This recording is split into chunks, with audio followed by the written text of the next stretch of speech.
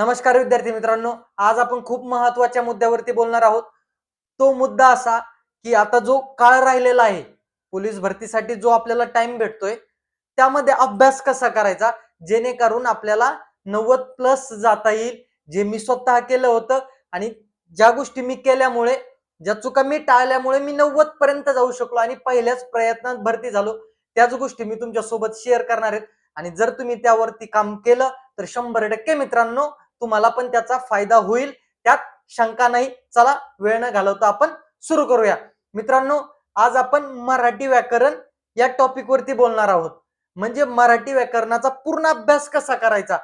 आपण जर सगळ्या विषयाचं बोलायला गेलो तर त्यामध्ये एकदम सविस्तर होत नाहीये. आज आपण स्पेशल मराठीसाठी बुक कुठलं लागतंय, तर मित्रांनो हे बुक असावं तुमच्याकडं. बाळासाहेब शिंदे सरांचं मराठी व्याकरणाचं बुक जर तुम्ही यूज केलं तरी सफिशियंट आहे. पोलीस भरतीसाठी मित्रांनो एकदम बेस्ट आहे. मी पण स्वतः हेच यूज केलं होतं. तर मित्रांनो, महत्वाचं म्हणजे कुठलाही तुम्ही टॉपिक वाचायला घेतलाय, आता अनुक्रमणिका जर सुरुवात केली, सुरुवात कुठून होते, मराठी भाषेची उत्पत्ती म्हणजेच मराठी भाषेचा उगम आणि व्याकरण, ते जे थेरॉटिकल भाग दिलेला आहे तो वाचून घ्या. त्यावरती जे महत्वाचं आहे, मराठी भाषेचे पाणिनी कोण, शिवाजी कोण, जॉन्सन कोण, पहिला ग्रंथ कुठला, पहिले वाक्य कुठे सापडले, ह्या ज्या गोष्टी आहेत ना, ह्या तुम्ही त्याच्यातून वाचून घ्यायच्यात. आणि ज्यावेळेस आपण बुक रीड करतोय तर आपल्याकडे एक हायलायटर असावा, जेणेकरून मित्रांनो आपण जो टॉपिक वाचलाय त्यामध्ये जे आपल्याला वाटतंय आपल्या आता लक्षात राहण्यासारखं नाहीये आणि हे महत्वाचं आहे, त्यावरती अंडरलाईन करायची आणि पुढे जायचंय. आणि जे पण तुम्ही समजा आता 1 तास वाचलंय, 2 तास वाचलंय, 2 तासानंतरून तुम्हाला जेव्हा अभ्यासावरून उठायचंय त्यावरती काय करायचंय मित्रांनो, जे पण पानं वाचलेत आपण, 5 वाचू द्या, 10 वाचू द्या, त्यामध्ये जे हायलाईट केलेले आहेत ते एकदा परत डोळ्याखालून काढायचे आणि मग अभ्यासावरून आपल्याला उठायचं आहे. जेणेकरून काय होईल मित्रांनो, एक रिव्हिजन होती. आणि जोपर्यंत आपण रिव्हिजन करणार नाही, अभ्यासाच्या 2-3 मेथड असतात मित्रांनो. एक वाचन, त्यानंतरून त्याला टाइमात परत रिव्हिजन बसली पाहिजे आणि त्यावरती आपण क्वेश्चनचा सराव केला, या 3 गोष्टी केल्या तर 100% आपल्याला फिट राहतं आणि परीक्षेला पण मार्क येतात. तेच तुम्हाला मी एकदम सविस्तर सांगणार आहे. त्यानंतरून मित्रांनो आपल्याला टॉपिक आहे संधी. संधी खूप मुलांना अवघड जातं, तो वाचत जाताना तुम्हाला स्किप करायचा आहे, ठीक आहे, नंतरून त्याच्याकडे यायचंय. त्यानंतरून संधी जर आपण स्किप केलाय तर पुढे आपल्याला शब्दाच्या जाती चालू होतील. शब्दाच्या जातीत पहिलं नाम, नामाचा लिंग विचार, म्हणजे ते पण तुम्हाला क्लिअर करायचंय. आणि त्याच्यात ते तुम्हाला माहितीये अकारांत पुल्लिंगी नामाचे सामान्य रूप, सामान्य रूपावरती पण दिलेलं आहे. त्याच्या कन्सेप्ट दिल्यात त्या डायरेक्ट पाठ करायच्यात, कुणालाच ते लक्षात राहत नसतंय किंवा त्याची कन्सेप्ट काही वेगळं आहे का, त्या ज्या गोष्टी आहेत त्या पाठच कराव्या लागतात. त्यानंतरून विभक्ती, विभक्तीचे जे आपल्या प्रथमापासून संबोधन पर्यंत ह्या ज्या विभक्ती आहेत त्याचे प्रत्यय, त्याचे कारकार्थ हे आपल्याला पाठ करायचे. मग एक वचनातले, अनेक वचनातले, त्यानंतर शब्दाच्या जाती घेतल्या आपण, तर शब्दाच्या जाती किती आहेत, 8. हे आपल्या सगळ्यांना माहिती आहेत. मग त्यातल्या विकारी कुठल्या, अविकारी कुठल्या, विकारीमध्ये मित्रांनो विकार म्हणजे काय, अविकारी म्हणजे काय, त्याला सव्यय म्हणतात, याला अव्यय म्हणतात. ह्या ज्या गोष्टी आहेत ना, ह्या छोट्या छोट्या ज्याच्यातले कीवर्ड आहेत ते लक्षात ठेवायचे. ठीक आहे, मग तुम्ही नाम टॉपिक घेतलाय किंवा एखादी तुम्ही मित्रांनो नाम टॉपिक वाचायला चालू केले, नामाचे किती प्रकार पडतात, तर 3 प्रकार पडतात. तर मग ते कुठे किती पडतात, हा मग विशेष नाम, सामान्य नाम आणि भाववाचक नाम. मग भाववाचक नाम म्हणजे काय, विशेष नाम म्हणजे काय, सामान्य नाम म्हणजे काय, याच्यातलं म्हणजे तिघाला एकमेकाबद्दल कंपॅरिझन करून पाहिजे, मग आपल्या ते लक्षात राहते. नाव म्हणजे आपल्याला नाव म्हणजे सरळ आपण इंद्रोगम्य मनोगम्य ती व्याख्या दिलेली ते पाठ केलं तरी चालतंय. आणि सरळ सरळ ठेवलेल्या नावाला किंवा मानलेल्या गोष्टीला आपण नाव दिलंय त्याला आपण नाम असं म्हणतोय, काही प्रॉब्लेम नाही. पण नाव विशेष नाम कुठलं, त्यामध्ये समजा आता मुलं घेतलं, मुलं घेतल्यानंतर सगळे मुलं आपल्या डोळ्यासमोर येतात. हे काय झालं, समान गुणधर्मामुळे दिलेलं नाव म्हणजे सामान्य नाव. आणि त्यामध्ये जर समजा विशिष्ट, विकास, हे कुठलं झालं, विशेष नाम. विकास म्हटल्यानंतर आपल्याला तो एकदम बेसिक मुलगा आठवतोय. त्यानंतर मित्रांनो भाववाचक नाव, ज्या गोष्टीला आपण स्पर्श करू शकत नाही, हात लावू शकत नाही, ज्या कल्पनेने मानलेल्या गोष्टी आहेत त्याला भाववाचक नाम. माणुसकी मोजू शकतो की एकक घेऊन आपण, याची माणुसकी किती, ह्या गोष्टी आपण कम्पेअर करून जर लक्षात ठेवलं ना मित्रांनो, फिट लक्षात राहतोय. मला पण मराठी व्याकरणातला कर्ता ओळखीत येत नव्हतं, कर्म ओळखीत येत नव्हतं, पण ह्यावेळी मी अभ्यास केला. आणि जर तुम्ही क्लास वगैरे लावलेला असेल तर बॅच करत असाल तर मित्रांनो एकदम तुम्हाला तळमळीने मी सांगतोय, व्हिडिओ शेवटपर्यंत पहा तुम्ही.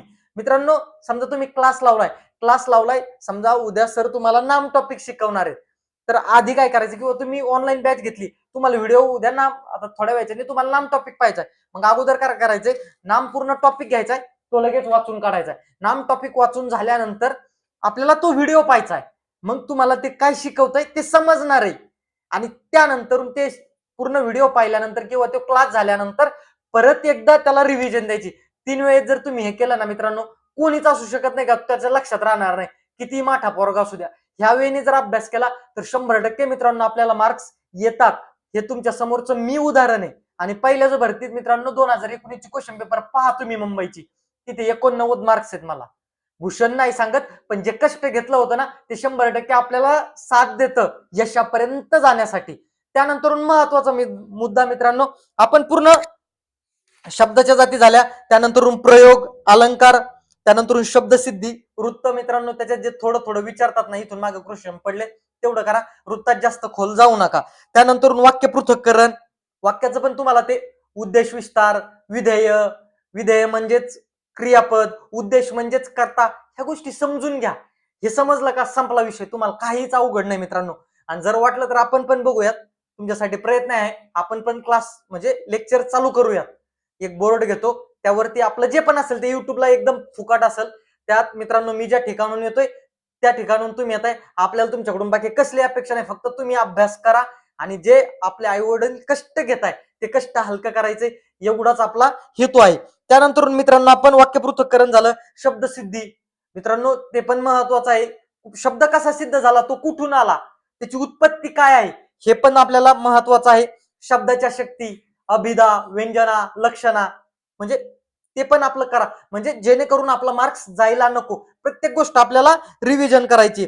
त्यानंतर शुद्ध अशुद्ध शब्द, त्यानंतर शब्दार्थामध्ये येतंय मित्रांनो, आपले जे शब्दार्थ आहेत त्यावरती फोकस करायचा आहे. हे झालं व्याकरण, प्रयोग झाले, अलंकार झाले, या सर्व गोष्टी आपल्याला वन बाय वन करून क्लिअर करायच्यात. आणि शिंदे सरांच्या पुस्तकात एकदम व्यवस्थित दिलेल्या आहेत. आणि जी गोष्ट तुम्हाला समजत नाही, जे पण कोण मित्र असतील त्यांना विचारून घ्या, 100% तुम्हाला ते समजावून देतील. त्यानंतर मित्रांनो ज्यावेळेस तुम्हाला वाटतं आता मला बोर झालंय, त्यावेळेस काय करायचं, म्हणी, वाक्प्रचार आणि त्यानंतर अलंकारिक शब्द, हे कसं इंटरेस्ट येतो माणसाला हे वाचायला, ह्या गोष्टी घ्या, 100% तुम्हाला म्हणजे झोप येणार नाही आणि आणखीन मस्त. आणि जेव्हा आपण मराठी व्याकरणाचा अभ्यास करतो, जेव्हा पण आपण शब्दार्थ एकदम क्लिअर करतो ना मित्रांनो, आपोआप आपली लँग्वेज मध्ये पण चेंज होतो. हे तुम्हाला अनुभवायला भेटल जेव्हा तुम्ही मन लावून अभ्यास करा आणि ह्या गोष्टी एकदम परफेक्ट कराल. समानार्थी शब्द मित्रांनो यायलाच पाहिजे. मित्रांनो 1 ते 2 मार्क आपल्याला ते देणार आहे आणि ह्या असा 1-1 मार्क आपल्याला गोळा करावा लागतो, तेव्हा आपण 85 प्लस जातो. नाही तर अशाच क्वेश्चन पेपर वाचल्या लगेच गेलाय नाही. 1-1 मार्क गोळा करण्यासाठी मित्रांनो खूप मेहनत घ्यावी लागते. 80 पर्यंत आपण जातो, 85 पर्यंत ही जातो, पण 85च्या प्लस 1-1 मार्क गोळा करायला ना मित्रांनो खूप मेहनत लागते. आणि अशा प्रकारे मित्रांनो पार आपल्याला कुठपर्यंत जायचंय, हे शब्दार्थ पूर्ण काढायचे. त्यानंतर शब्दार्थावरती जर फोकस केला आपण तर मित्रांनो आपल्याला 100% चांगले मार्क्स येतात, जेणेकरून आता त्यांचा कल वाढलेला आहे. आणि अशा प्रकारे जर तुम्ही मराठी व्याकरणाचा अभ्यास केला, खूप महत्वाचं आहे. समजा तुम्ही एखादा टॉपिक वाचला, टॉपिक वाचल्यानंतर समजा नाम टॉपिक वाचलाय, नाम टॉपिक वरती शिंदे सरांच्या पुस्तकात लगेच त्या नाम टॉपिक वरती क्वेश्चन दिलेले ते वाचायचे आणि ते क्वेश्चन सुटतेत का आपल्याला, जर सुटतेत तर ओके. आणि त्यावरती तुम्ही क्वेश्चन पेपर घ्यायचा, आपला जो 45,000 जम्बो वगैरे यूज करता तुम्ही, त्यामध्ये जायचे, नाम टॉपिक काढायचा, नाम टॉपिक वरती 2017 किंवा 16 पासून जे आतापर्यंत प्रश्न पडलेत ते आपल्याला सुटतेत का, जर सुटतेत तर डन. ते सुटले, आपण जे अभ्यास करतोय तो बरोबर आहे आणि आपण केलेलं पेपरला पडतंय ते बरोबर आहे, तर आपण 100% यशापर्यंत जाऊ शकतो. मित्रांनो खूप मुलांचं असतं किती वेळ करायचा, तर मित्रांनो तुम्ही 2 तास द्या, 2.5 तास द्या, काही प्रॉब्लेम नाही, पण बाकी विषयाला पण वेळ द्यायचा आहे. आणि नेक्स्ट व्हिडिओ कुठल्या टॉपिक वरती बनवायचा, गणित, बुद्धिमत्ता, जीएस यावरती कुठला घ्यायचा, आपण सगळेच घेणार आहेत, पण आता नेक्स्ट कुठला घ्यायचा ते कमेंट करून नक्की सांगा. आणि तुम्ही कुठल्या जिल्ह्यातून व्हिडिओ पाहताय कमेंट करा, जेणेकरून मला पण कळेल आपला व्हिडिओ कुठपर्यंत जाते. आणि व्हिडिओ जर आवडला असेल तर व्हिडिओला लाईक करा, मित्रांना पण शेअर करा. आणि जर पहिल्यांदा आपल्या युट्यूब चॅनलवर आला असाल तर सबस्क्राईब करायला विसरू नका, जेणेकरून असेच महत्त्वाचे व्हिडिओ मी तुमच्यासाठी घेऊन येत असतो. चला तर थांबूयात. जय हिंद, जय महाराष्ट्र.